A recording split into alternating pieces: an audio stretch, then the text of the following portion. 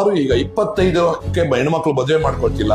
ಏನಂತಾರೆ, ನಮ್ಮ ಹುಡುಗನ್ಗೆ ಸ್ವಂತ ಮನೆ ಇರ್ಬೇಕು. ಹೇಗ್ರಿ ಸಾಧ್ಯ? ಸ್ವಂತ ಮನೆ 28 ವರ್ಷಕ್ಕೆ ಹುಡುಗ ಸ್ವಂತ ಮನೆ ಸಂಪಾದನೆ ಮಾಡಕ್ಕಾಗತ್ತೆ ಅಂದ್ರೆ, ಒಂದು SSLC ಆಗ್ಬೇಕು ಅಂದ್ರೆ 16 ವರ್ಷ ಕಂಪ್ಲೀಟ್ ಆಗಿರ್ಬೇಕು. PUC ಅಂದ್ರೆ 18 ವರ್ಷ ಕಂಪ್ಲೀಟ್ ಆಗ್ಬೇಕು. ಡಿಗ್ರಿ ಅಥವಾ BE 22 ವರ್ಷ ಕಂಪ್ಲೀಟ್ ಆಗ್ಬೇಕು. ಡಬಲ್ ಡಿಗ್ರಿ ಅಥವಾ MTech ಮಾಡ್ಬೇಕಂದ್ರೆ 25 ವರ್ಷ ಕಂಪ್ಲೀಟ್ ಆಗಿರ್ಬೇಕು. 25 ವರ್ಷ ಅವ್ನು ಓದ್ಬಿಟ್ಟು ಒಂದ್ ಕೆಲ್ಸಕ್ಕೆ ಹೋದ್ರೆ ಅವ್ನಿಗೆ ₹1,00,000 ಸಂಬಳ ಕೊಡ್ತಾರೆ, 20,000 25,000 ಕೊಡ್ತಾರೆ. ಅವ್ನು 50,000 ಹೋಗೋಷ್ಟೊತ್ತಿಗೆ 30 31 ವರ್ಷ ಆಗಿರುತ್ತೆ.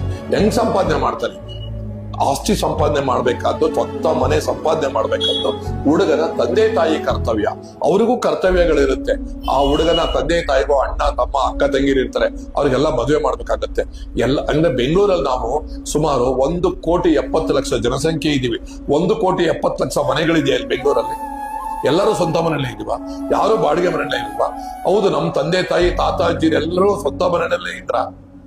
ಯಾಕೆ ಈ ರೀತಿ ಒಂದು ಕಲ್ಪನೆಗೆ ಹೋಗ್ತೀರಾ? ಬಾಳುವ ಯೋಗ್ಯತೆ ನಿಮ್ಮಲ್ಲಿ ಇರ್ಬೇಕು, ಬಾಳಿಸೋ ಯೋಗ್ಯತೆ ಅವನಲ್ಲಿದ್ರೆ ಎಷ್ಟೊತ್ತಿರಿ ಒಂದು ಸ್ವಂತ ಮನೆ ಸಂಪಾದನೆ ಮಾಡೋದು.